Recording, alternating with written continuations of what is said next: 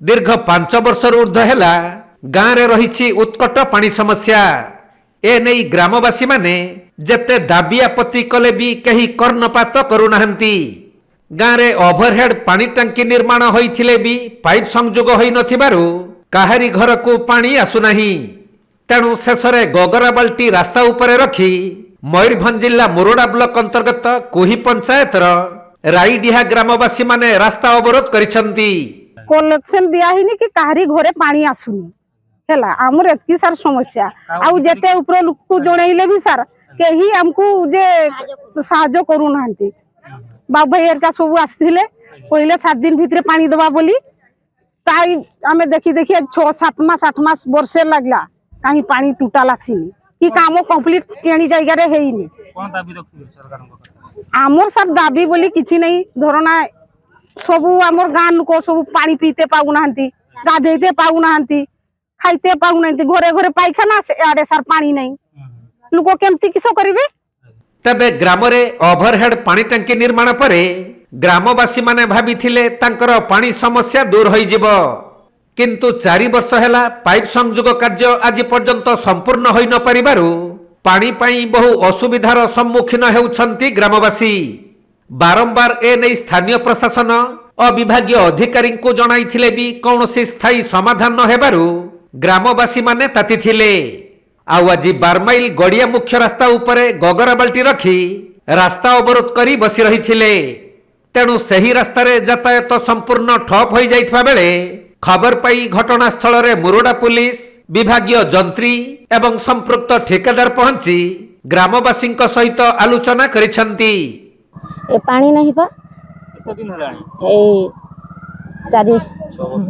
5-6 वर्ष 5 हां 6 वर्ष हलानी पानी पाइना ना माने टांकी ही जाई गाँ रे टांकी ही जाइछे आज्ञा किंतु काम सरी नहीं काम सरीनी आ पानी भी थोरे छाड़ देले आ छाड़लेनी जणाइथिले अधिकारी मान को जणाइथिले हां केते थोर जणीछु हमें कोन सब प्रतिश्रुति मिलुतला हां सप्ताह रे पानी मिलबो कहि कि तो आ चल जाउछन्ते आ भूली जाउछन्ते सते बेल को आ मने पडुनी वर्तमान सुधा कई अधिकारी आसिलोनी ना कहीं आसी ना कोन दाबी रखियो सरकार को पास हमें पानी आमर सुविधा हो ए 2 दिन ए सप्ताह भितरे जेंति पानी आसीबा दरकार।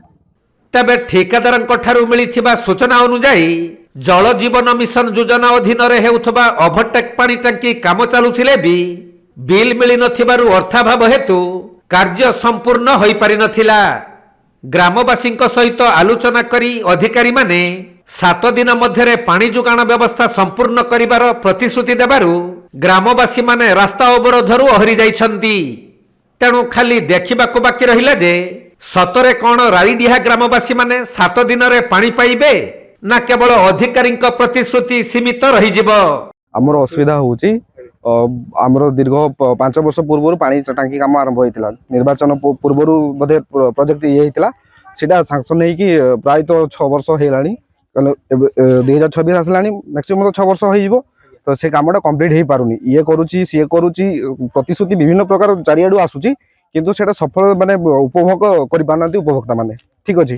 ता परिवर्ते एबे गुडे काली गुडे लाइन करेंट बिल पळे आछि सरपंच रो नारे आछंती केते टका आछि 1475 टका आछि पानी उपभोक्ता पाई पार नांती किंतु सरकार तांको थ्रोरू से माने तांको दायित्व दे देइछंती जहा को ठीक से निर्वहन करि पारुनी तो आमे चाहू जो सेटा यथा संभव ये हे गले आमे समस्त उपकृत होबु। फोटोटा भी मध्य हम पाखरे एटा अछि लाइन बिल फोटोटा सरपंच महाशय भी आस्थिले आउ तांको संगे जोगाजोग सरपंच तांको जेई को फोन करथिले जे जहा दायित्व दिया हेतला सी किंतु रेस्पोंसिबिलिटी नउ नांती किछि कि आमे कोन गुडे दायित्व नै कि सेटा जिनसटो समाधान करबा सेटा किछि चाहू नांती से माने तो आमे सेहि पे आज उत्तेजित हेइ कि आमे समस्त ग्रामवासी सब आसी कि रास्ता रे अवरोध करछु। आउ आस्थिले हमर एमएलए महाशय कृष्णचंद्र दास महापात्र से प्रतिश्रुति देइथिले कि आमे सप्ताह भीतर कामटा को संपूर्ण रूपे ये करिवु किंतु से माने तांको दायित्व कहि देकी तांको दायित्व से भूली जाइछंती 6 मास पाखा पाखी हेलानी सप्ताह तो दूरर कथा ठीक अछि।